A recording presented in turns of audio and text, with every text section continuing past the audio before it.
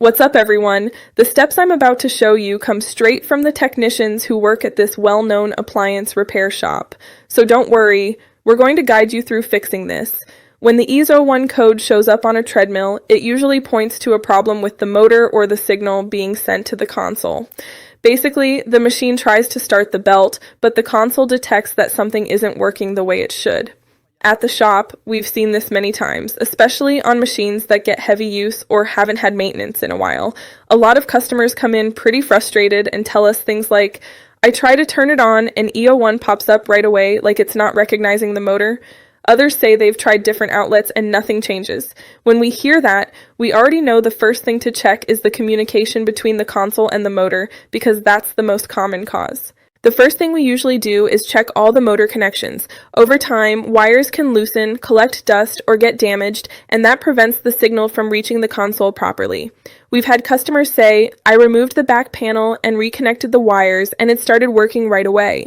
That shows that many times it's not a major failure, but something as simple as a loose connector. If the connections look good, then we take a closer look at the motor itself. Some treadmill motors can start to fail due to prolonged use or overheating.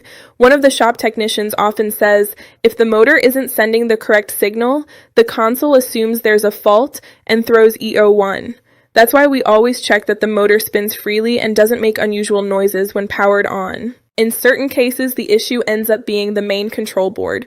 While it's not the most common cause, if the motor and wiring are in good shape, the board may stop interpreting the signal correctly. In those situations, the fix usually involves inspecting or replacing the board, something we always evaluate before giving a final diagnosis.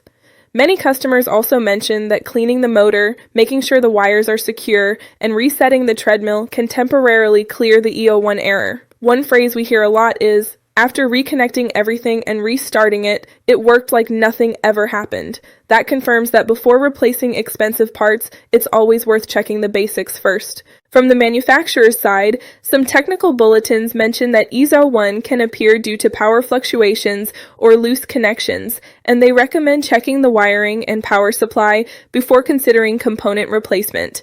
At the shop, we follow the same approach because many times the problem comes down to something as simple as a loose connector or a bad